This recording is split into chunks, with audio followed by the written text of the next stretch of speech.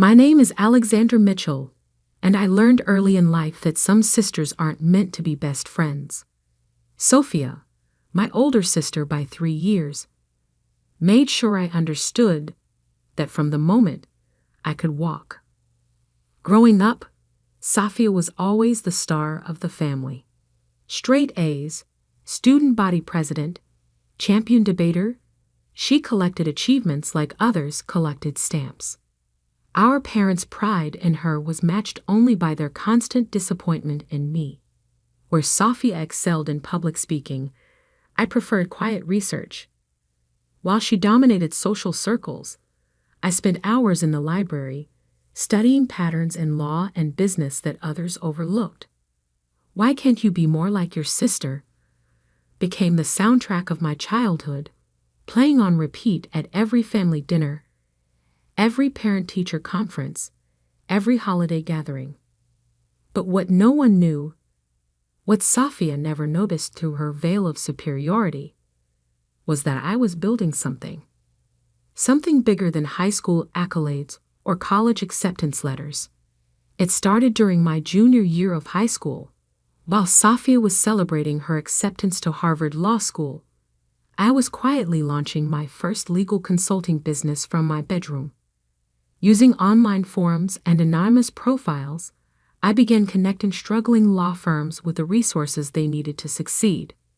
By the time I graduated high school, I had built a network of over 50 law firms that relied on my research and strategies. Of course, none of them knew they were working with a teenager.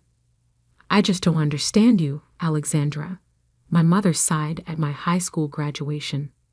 "Sophia's going to Harvard, and you're taking a gap year to figure things out." What is there to figure out? I didn't tell them that my gap year was actually the first phase of my business expansion plan. I didn't mention that the modest savings account they thought I had was actually approaching 7 figures.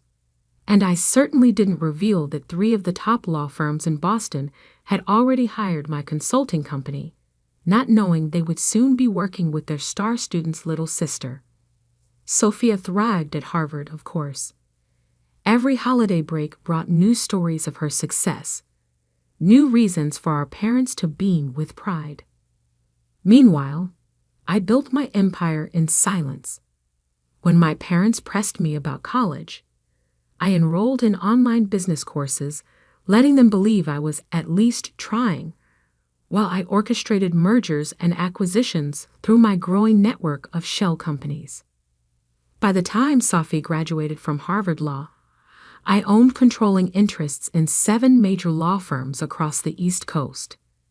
My company, Mitchell Strategic Solutions, had become the invisible force behind some of the most successful legal practices in the country. But on paper, I was just the quiet daughter who hadn't found her path yet. Everything changed the day Sophia joined Preston and Hayes, one of Boston's most prestigious law firms. She didn't know that 6 months earlier, I had acquired it through a complex series of transactions. She walked into her first day of work, proud and confident, not realizing that her little sister was technically her boss. "You should see my office, Alex," she gloated during a family dinner. "Corner suite, full staff, partner track within 5 years. What are you doing these days? Still with that little consulting business?" I smiled and took a sip of wine. Something like that. The truth was, I was in the middle of the biggest acquisition of my career. Preston and Hayes was just the beginning. I was positioning myself to take over Blackwood International, the largest law firm conglomerate on the East Coast. The deal would make me one of the most powerful figures in the legal world, all before my 25th birthday. But Sophia couldn't help herself. She had to maintain her position as the family success story. That's why, when I met James Walker at a charity gala, she tried to stake her claim. "He's from one of Boston's oldest families," she told our mother, loud enough for me to hear. "And he's looking for someone successful, accomplished. Not really your scene, Alex." What Safia didn't know was that James had met me 3 months earlier in my role as the CEO of Mitchell Strategic Solutions. He had been representing Blackwood International in the acquisition negotiations, not realizing that the powerful, elusive CEO he was dealing with was the same woman he was falling in love with. When James proposed 6 months later, Safia was livid. She had been dropping hints about her own interest in him, only to watch her underachieving sister snag one of Boston's most eligible bachelors. "It doesn't make sense," I overheard her telling our mother. "She's nobody in this city. She barely has a real job. Something's not right about this." The wedding planning became her obsession. She insisted on being my maid of honor, not out of sisterly love, but because it gave her access to every detail, every guest list, every moment she could use to dig into my life. What she discovered must have shocked her: the inconsistencies in my story, the mysterious meetings, the connections that someone with a little consulting business shouldn't have. She spent months gathering evidence, planning her moment of triumph. She chose our wedding day to spring her trap, not realizing she was walking into one of her own. The ceremony was perfect. Boston's historic Trinity Church filled with the city's elite, judges, lawyers, business leaders. Many of them were there for James, the respected attorney from an old Boston family. None of them knew that the bride owned most of their law firms. But as the minister asked if anyone objected to the union, Safia rose from her seat beside me, a wicked smile playing on her lips. Little did she know, I had been waiting for this moment. After all, some sisters aren't meant to be best friends. They're meant to be lessons in humility. If anyone knows any reason why these two should not be joined in matrimony, speak now or forever hold your peace. Those traditional words hung in the air of Trinity Church for just a moment before Safia stood up, her blue maid of honor dress rustling as she stepped forward. The smirk on her face told me she had been waiting for this moment. "Actually," she announced, her voice carrying through the stunned silence, "I have something to say." Our mother gasped. James squeezed my hand, but I remained calm. After all, I had prepared for this possibility. "Before we continue this farce," Safia declared, pulling out a folder from behind her bouquet, "everyone here deserves to know the truth about Alexander Mitchell." She opened the folder with dramatic flair. "My sister has been lying to all of you. She's not the simple business consultant she claims to be. She's been operating under false pretenses, infiltrating law firms, manipulating her way into business deals." Murmurs rippled through the church. In the front row, our father's face had turned red with embarrassment. Our mother looked like she might faint. "I have proof," Safia continued, clearly enjoying herself. "Bank records showing suspicious transactions. Shell companies leading back to her. She's been deceiving everyone, including her fiancé." She turned to James. "Did you know your bride isn't who she claims to be? That while you've been working on the Blackwood International acquisition, she's been orchestrating it?" I finished for her, my voice calm. Safia faltered for a moment, but pressed on. "She's not qualified to run any of these companies. She never even went to law school." "You're right," I said, standing up in my wedding dress. "I never went to law school." I pulled out my phone and opened an email. I was too busy building an empire. With one tap, I sent the email I had prepared. Throughout the church, phones began buzzing as Boston's legal elite received the notification.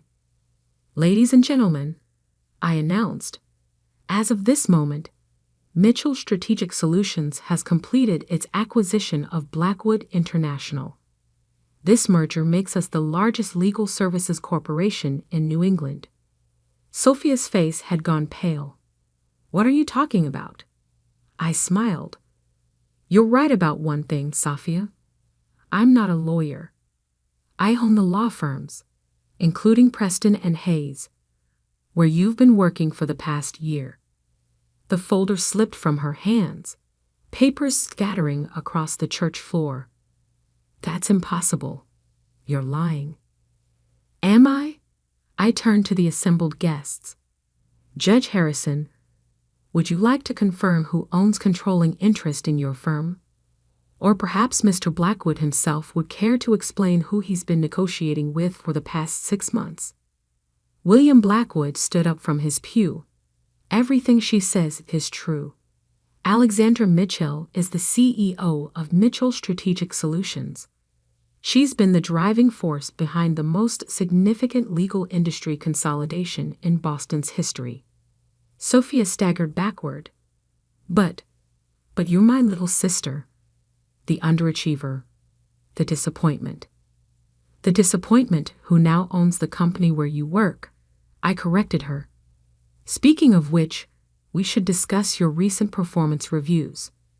They're not very impressive. Our mother had found her voice. Alexandra, why didn't you tell us? Would you have believed me? I asked. You were too busy comparing me to Safia's Harvard degree to notice I was building something bigger than any law school could teach. I turned back to my sister. By the way, since you're so interested in exposing secrets, should we discuss what really happened with the Anderson case last month? The one where you claimed full credit for the settlement. Sophia's face went from pale to ashen. You wouldn't. The actual case files show that you barely contributed, I continued. In fact, your primary contribution was taking credit for work done by your junior associates, something that's become a pattern in your career. That's not true, she protested weakly. The records indicate otherwise, as do the complaints filed by your team, which have been sitting in HR, complaints I now own, by the way. James stepped forward, taking my hand. He was smiling. I should mention, he added, that as chief counsel for Blackwood International, I've known exactly who Alexandra is from the beginning. We met during the initial merger negotiations, long before that charity gala where you tried to warn me about her. Sophia looked around desperately, but she found no allies in the crowd. The city's most powerful legal minds were all nodding in recognition. They had all dealt with Mitchell Strategic Solutions, even if they hadn't known the owner's identity until now. So, I said, straightening my wedding dress, would you like to continue exposing secrets, dear sister? Or shall we proceed with my wedding? Sophia stood frozen, her carefully planned moment of triumph transformed into her own public humiliation. Finally, she managed to whisper, Why didn't you ever tell me? You never asked, I replied simply. You were too busy looking down at me to notice I had risen above you. I turned to the minister. Shall we continue? But Sophia wasn't quite finished. As she sank back into her seat, she muttered just loud enough for me to hear, This isn't over. I caught her eye and smiled. Actually, it is. Check your email. As if on cue, her phone buzzed. Her eyes widened as she read the message. An official notice of her immediate termination from Preston and Hayes, effective that moment. You can't fire me, she hissed. I'm not firing you, I corrected her. The evidence of your misconduct and credit theft is firing you. I'm just the owner who approved the termination.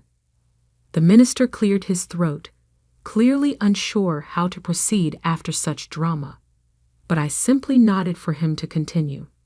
After all, this was still my wedding day, even if it had turned into something more.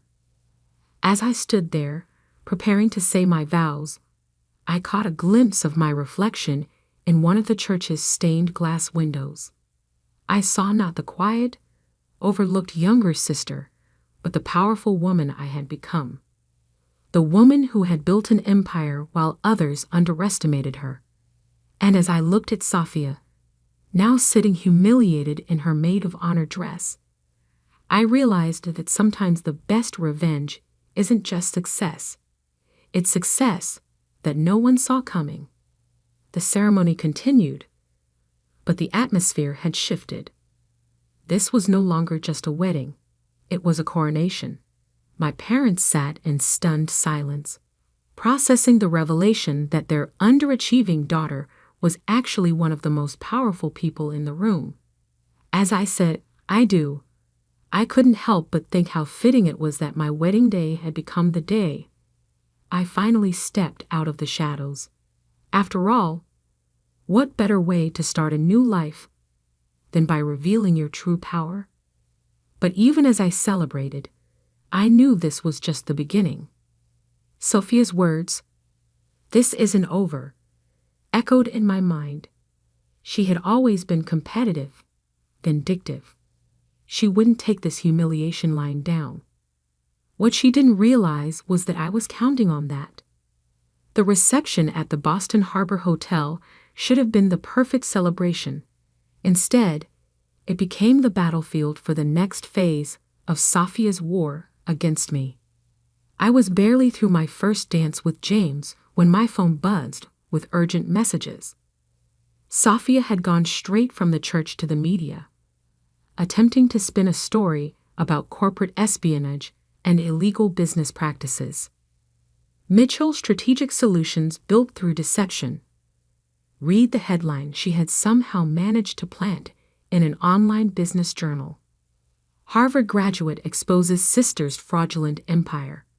I smiled, showing the article to James.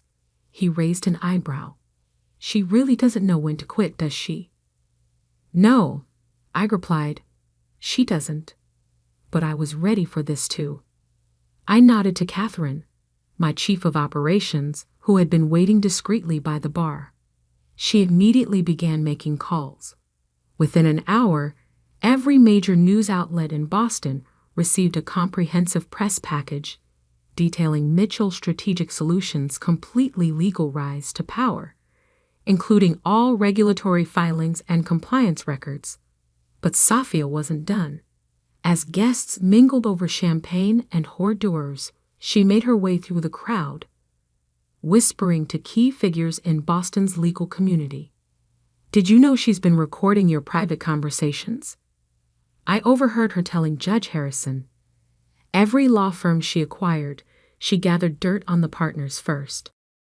What she didn't realize was that each person she approached had already received a message from me, warning them about her desperate attempts to salvage her reputation. The breaking point came when she approached William Blackwood himself. "Mr. Blackwood," she said, her voice carrying just enough to draw attention, "I have evidence that my sister blackmailed you into this merger. She threatened to expose your offshore accounts." The room fell silent. Blackwood looked at her for a long moment, then laughed. "Miss Mitchell, or should I say, former Attorney Mitchell, your sister never blackmailed me. In fact, she was the one who helped me legitimize those accounts last year, saving my company millions in potential fines. That's why I agreed to the merger." Sophia's face turned red. But the documents I found were decoys," I interrupted, walking over. "I knew you were searching my office at Preston and Hayes. Every secret document you discovered was placed there specifically for you to find." "That's impossible," she stammered. "The banking records, the shell companies, all legal, all traceable, all part of legitimate business operations," I explained calmly. "Did you really think I wouldn't protect myself against exactly this kind of attack?" Our parents, who had been watching this exchange with increasing discomfort, finally approached. "Sophia," our father said, his voice heavy with disappointment, "enough." But she wasn't finished. She pulled out her phone, hands shaking. "I still have proof. Recordings of your meetings, documents I copied. Actually, James interjected, you don't. As chief counsel of Blackwood International, I should inform you that removing confidential documents from Preston and Hayes constitutes a serious breach of contract, not to mention a violation of the Bar Association's ethics code. Sophia's face went pale. You wouldn't dare report me to the bar. I don't have to, I said softly. Your own actions today, attempting to disrupt a legal merger with false allegations, stealing confidential documents, trying to manipulate the media, those actions require me to report you. As the owner of Preston and Hayes, I have a legal obligation to do so. You're bluffing, she whispered, but her voice trembled. I pulled out my own phone and showed her the screen. A formal complaint to the Massachusetts Bar Association, ready to be filed. Last chance, Sophia. Walk away now. Leave Boston. Take the severance package I'm still willing to offer and start fresh somewhere else. You're destroying my career, she protested. No, our mother suddenly spoke up. You did that yourself. All these years, you were so busy proving you were better than Alexandra that you never noticed she had actually become better than you. Sophia looked around the room, finally seeing the truth. The powerful people she had tried to turn against me were all nodding in agreement. Her attempted power play had backfired completely. Fine, she spat. You win. You've always been playing a longer game than me, haven't you? The difference is, I was playing to win, I replied. You were just playing to make me lose. She turned and walked out of the reception, her blue dress disappearing into the Boston night. As the door closed behind her, I felt a strange mix of triumph and sadness. Are you okay? James asked softly. I squeezed his hand. I am. It needed to end this way. Our parents approached, looking shell-shocked but proud. We had no idea, my father said. All these years. You saw what you expected to see, I replied. Sophia was the star. I was the disappointment. It made it easier to build something extraordinary while everyone was looking the other way. The rest of the reception passed in a blur of congratulations and celebrations. But now people were celebrating more than just my marriage. They were celebrating the emergence of a new power in Boston's legal world. Later that night, as James and I prepared to leave for our honeymoon, I received one final email from Sophia. You've won, she wrote. I'm moving to Chicago. But remember this, you taught me that appearances can be deceiving. One day, when you least expect it, I'll have built something of my own, and then we'll see who the real winner is. I showed the email to James. He looked concerned, but I just smiled. Let her try, I said. Building something real takes more than ambition and revenge. It takes patience, strategy, and the wisdom to know that true success isn't about beating others. It's about becoming the best version of yourself. 10 years later, I stood in my office at the top of the Mitchell Blackwood Tower, looking out over Boston's skyline. The empire I had built had grown beyond even my expectations. Sophia had tried to start several ventures in Chicago, but each had failed because she was still focused on competing with me, rather than creating something meaningful. Our parents had finally learned to see me for who I was, not who they had assumed I would be. And James had become not just my husband, but my true partner, in business and in life. On my desk sat a framed photo from our wedding, the moment right after I revealed the truth about Mitchell Strategic Solutions. In it, I'm standing tall in my wedding dress, power and confidence radiating from my posture. Sophia is in the background, her face a mask of shocked realization. It serves as a reminder that sometimes the quietest person in the room is the one you should watch most carefully. Because while some people spend their lives trying to prove their worth through words and showmanship, others build empires in silence. My phone buzzed. Another major law firm was ready to join our network. As I prepared for the meeting, I thought about how far I'd come from that overlooked younger sister. Sometimes the best revenge isn't just success. It's success so complete that it transcends revenge altogether. And sometimes the greatest triumph isn't in proving others wrong, but in proving yourself right. The empire I built wasn't just about showing up my sister or proving my worth to my parents. It was about creating something lasting, something meaningful, something that would outlive any family drama or personal vendetta. And as I sat down to sign the papers that would further expand my business empire, I couldn't help but smile. Because in the end, the quiet sister had roared the loudest, not through words, but through actions. Not through competition, but through creation. That's the thing about true power. It doesn't need to announce itself. It simply is. And that's a lesson Safia never learned.